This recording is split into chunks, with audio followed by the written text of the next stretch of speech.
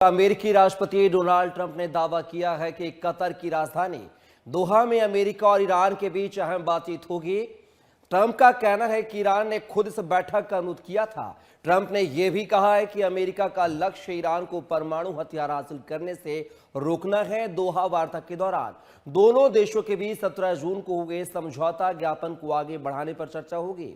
दूसरी ओर ईरान के विदेश मंत्रालय ने ट्रंप के दावे को खारिज करते हुए कहा है कि अमेरिका के साथ किसी भी स्तर पर कोई राजनीतिक वार्ता तय नहीं है। मंत्रालय ने साफ किया है कि ईरान सिर्फ एक एक्सपर्ट प्रतिनिधिमंडल दोहा भेजेगा जो MOU को आगे बढ़ाने और कतर में फंसी ईरानी संपत्तियों को जारी करने जैसे तकनीकी मुद्दों पर काम करेगा।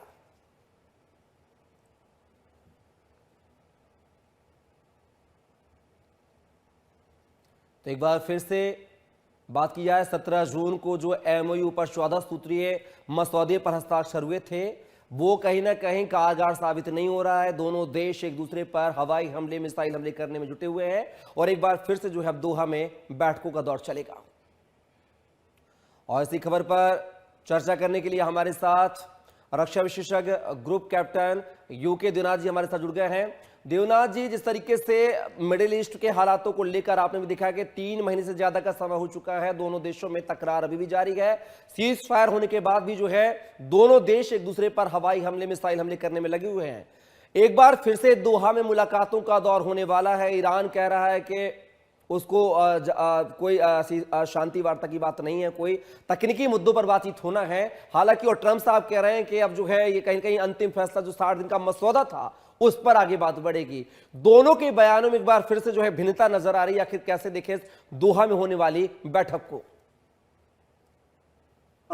जिस तरह से दोहा के बैठक के लिए अलग अलग तरह के बयान आ रहे हैं, उससे लग रहा है कि बातचीत होगी, लेकिन बातचीत जरा शायद फ्रेंडली माहौल में नहीं होगी। अमेरिका कह रहा है कि डेविड कृष्णर आएंगे, विटकॉफ अटेंड करेंगे। तो अमेरिकन डेलीगेशन जो आ रहा है बहुत ही पावरफुल है। ईरान की तरफ से बातचीत करने के लिए कौन आएगा, अभी तक ईरान ने कोई खास डिटेल्स नहीं दिए हैं, लेकिन डेफिनेटली ईरान ने एक बयान दिया है कि ईरान का जो डेलीगेशन है वो अमेरिकन डेलीगेशन से नहीं मिलेगा। इसका मतलब ये है कि आमने सामने नहीं आएंगे, एक ही कमरे में नहीं होंगे। एक फोटो अपॉर्चुनिटी जो होती है, फोटो नहीं खिंचवाएंगे जॉइंट, और शायद हाथ भी नहीं मिलाएंगे। शायद दोनों डेलीगेशन अलग अलग कमरों में बैठेंगे और अपनी जो बात है वो दूसरे डेलीगेशन को, जो मीडिएटर है, कतार के जो डिप्लोमेटिक कैडर है, वो मध्यस्थता करेंगे। तो उनके थ्रू अपने जो पॉइंट्स हैं वो दूसरे पक्ष को भेजेंगे। लेकिन देखिए, जब तक वहां पर हालात नाजुक रहते हैं ठीक है, लेकिन अच्छी बात है कि हालात कंट्रोल में है। दोनों ही देश, आप देखिए, बातचीत का माहौल बनाने के लिए पिछले 24 घंटे से कोई बड़े हमले नहीं किए हैं। अच्छी बात यह है कि अमेरिका ने और ना ही इजराइल ने कोई बमबारी ईरान के मेन लैंड पर की है, जैसे कि उन्होंने 40 दिन की लड़ाई के टाइम में की थी। छुटपुट हमले करते हैं। और इसी तरह से ईरान ने भी अपनी तरफ से कोई बड़ी मिसाइलें नहीं दागी हैं। डेफिनेटली इजराइल की तरफ ईरान ने कोई मिसाइलें दागी नहीं हैं। ऐसे में ईरान ने एक छोटा सा दावा पेश किया है कि बहुत जरूरी है कि बातचीत शुरू होने के पहले अमेरिका यह प्रॉमिस करे कि वो उसने जो ईरान के फ्रोजन एसेट्स हैं, यानी ईरान के जो पैसे अमेरिका ने 1979 के बाद से दबा लिए हैं, उनको आस्ते आस्ते रिलीज करे। अमेरिका ने तो ये मान लिया है कि उसके पास $24 बिलियन ईरान की संपत्ति जो है उसने कुर्क की हुई है। तो अमेरिका कभी ये कहता है कि उसमें से वो शुरुआती दौर में 12 बिलियन छोड़ देगा, अब वो कह रहा है कि 6 बिलियन छोड़ देगा। ईरान जो है वो कह रहा है कि जो पैसा जो अमेरिका छोड़ेगा, फ्रोजन एसेट्स रिलीज करेगा, उसको सीधा ईरान को दे। लेकिन यहीं आके बातचीत पिछली बार अटक गई थी, क्योंकि अमेरिका कह रहा है कि नहीं, पैसा अमेरिका ईरान का रिलीज करेगा वो कतार को देगा या UAE को देगा।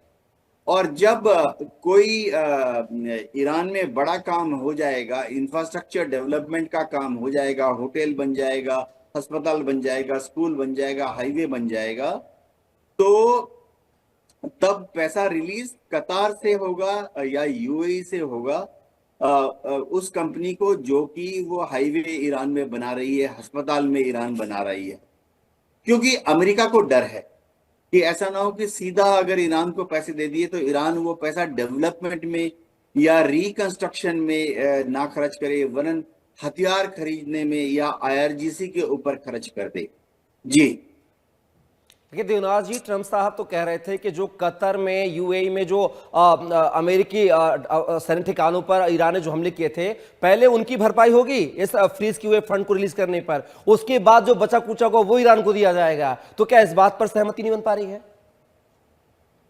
देखिए, ये तो ट्रंप साहब हमेशा इस तरह के दावे करते हैं, लेकिन किसी भी लड़ाई में एक बड़ा मुल्क जब छोटे मुल्क पर हमला करता है तो छोटे मुल्क पर सीजफायर के समय दबाव डालना कि वो बड़े मुल्क को कंपनसेट करे, फिर तो देखिए छोटा मुल्क जो होगा वो भी शर्त राजी नहीं होगा, दूसरी शर्तों से भी ये पीछे हट जाएगा। तो सवाल ये नहीं है कि अमेरिका को ईरान भरपाई करे, क्योंकि अमेरिका ने जब अपनी आर्मी, नेवी, एयरफोर्स को गल्फ कंट्रीज में डिप्लॉय किया था तो वो अंडरस्टूड है कि लड़ाई के लिए ही डिप्लॉय किया था। अमेरिका ने अपनी आर्मी, नेवी, एयरफोर्स को गल्फ कंट्रीज में कोई पिकनिक बनाने के लिए तो नहीं भेजा, ये लड़ाई के लिए भेजा। और अगर लड़ाई के लिए भेजा है तो अंडरस्टूड है कि दुश्मन के हमले से, यानी ईरान के हमले से अमेरिका की आर्मी, नेवी, एयरफोर्स को नुकसान होगा। तो जब नुकसान हुआ है, इसमें ईरान की क्या गलती है? युद्ध के समय एक दूसरे का हक होता है कि वो दुश्मन की आर्मी, नेवी, एयरफोर्स को तबाह करे। हाँ, अमेरिका शायद वही करने की कोशिश कर रहा है जो कि उसने जर्मनी के साथ या जापान के साथ सेकेंड वर्ल्ड वॉर के बाद किया था, कि उसने द्वितीय विश्व युद्ध खत्म होने के बाद जर्मनी को और जापान को मजबूर किया कि जर्मनी और जापान पूरा हर्जाना पे करें। लेकिन देखो, सेकेंड वर्ल्ड वॉर के बाद अब 70 साल गुजर चुके हैं, 75 साल गुजर चुके हैं, और वो पुराना इक्वेशन गया। जर्मनी मजबूर था, जापान मजबूर था, मैं 1945-46 की बात करता हूं। लेकिन आज ईरान मजबूर नहीं है। ईरान ने तो कहा ठीक है, ज्यादा दबाव डालोगे मैं स्ट्रेट ऑफ हॉर्मुज को बंद कर दूंगा, तो दुनिया भर में अफरा तफरी हो जाएगी। दुनिया भर के प्राइम मिनिस्टर, प्रेसिडेंट रोज डोनाल्ड ट्रंप को फोन करेंगे कि हुजूर आपने तो इस जंग में कूद कर एशिया के देशों को बर्बाद कर दिया। आज की तारीख में एशिया के देशों से सारे प्राइम मिनिस्टर, सारे प्रेसिडेंट हर रोज डोनाल्ड ट्रंप को फोन कर रहे हैं कि हुजूर जल्दी से स्टेट ऑफ हॉर्मुज को खुलवाइए, आप भी खोल दीजिए। जी देवनाथ जी, लेकिन वजह क्या माने, जिस तरीके से एक तरफ जो है इजराइल लेबनान पर हमला करता है, उन दोनों के बीच में शांति वार्ता का काम जो है अमेरिका करता है, और दूसरी तरफ जो है ईरान, अमेरिका एक दूसरे पर हमला करते हैं। क्या लगता है कि 17 जून को जो शांति वार्ता, जो मसौदे पर हस्ताक्षर हुए थे, वो तो कारगर साबित नहीं हो रहा है, क्योंकि दोनों देश एक दूसरे पर हवाई हमले कर रहे हैं। लेकिन दोहा में जो मंगलवार को बैठक होने वाली है दोनों देशों के, हालांकि इनडायरेक्ट वे में ये बैठक हो रही है जैसा कि आप कह रहे हैं, इससे क्या कोई जो है शांति वार्ता की बात निकल के सामने आएगी? क्या विराम लगेगा मिडिल ईस्ट में, जो युद्ध चल रहे हैं, छुटपुट युद्ध चल रहे हैं? डेफिनेटली इससे दोनों देशों के बीच में जो अंडरस्टैंडिंग है, क्योंकि एमओयू साइन हुआ है, वो और ज्यादा पक्का होगा। अंडरस्टैंडिंग जब बात चलेगी तो 60 दिन की मोहलत दी गई है अमेरिका के द्वारा, तो जाहिर बात है बातचीत 1, 2, 3, 4, 5 दिन में खत्म नहीं होगी। 60 दिन का मोहलत दिया है, और अमेरिका ने ईरान को ये कहा है कि अगस्त के आखिर तक ईरान जो है वो अपने बंदरगाहों से कच्चे तेल और गैस के शिप्स को बाहर भेज सकता है। तो अगर वाकई अमेरिका ईरान को अलाउ करता है कि ईरान अगले 60 दिन तक, यानी अगस्त के आखिरी हफ्ते तक ईरान अपना कच्चा तेल और गैस एक्सपोर्ट कर सकता है, तो फिर बातचीत भी पूरा जुलाई के महीने में चलेगी, पूरा अगस्त के महीने में चलेगी, उसके बाद ही समझौता साइन होगा। जी तो क्या माना जाए देवनाथ जी कि जो आप अगस्त तक का समय दे रहे हैं, अगस्त के पहले जो जुलाई का पूरा महीना है, ये ऐसे ही एक दूसरे पर मिसाइल हमले करते हुए, हवाई हमले करते हुए, धमकियां देते हुए, बयानबाजों के तीर छोड़ते हुए, इसी तरीके का माहौल चलेगा क्या? हो ये रहा है कि जो हमले हो रहे हैं बहुत छोटे छोटे हमले हो रहे हैं और उनको फॉलो ऑन नहीं किया जा रहा, यानी रिपीट नहीं किया जा रहा। ईरान जो है एक छोटा सा मिसाइल दागता है और ईरान जानबूझकर, देखिए, जो 4 दिन पहले सिंगापुर के जहाज पर ईरान ने मिसाइल दागी, या अभी 2 दिन पहले जो पनामा की शिप पर ईरान ने मिसाइल दागी, ये दोनों शिप छुप छुपा कर ओमान की जो कोस्टल लाइन है उसके साथ चिपक चिपक कर रात के अंधेरे में अमेरिकन नेवी के प्रोटेक्शन में जा रहे थे। और इन्होंने अपना ट्रांसपॉन्डर, जो एक तरीका होता है जहां शिप में एक रेडियो होता है, वो ऑन रखते हैं ताकि ईरान की जो आईआरजीसी की नेवी है उसको पता रहे कि कौन कौन जहाज जा रहा है, कौन कौन जहाज आ रहा।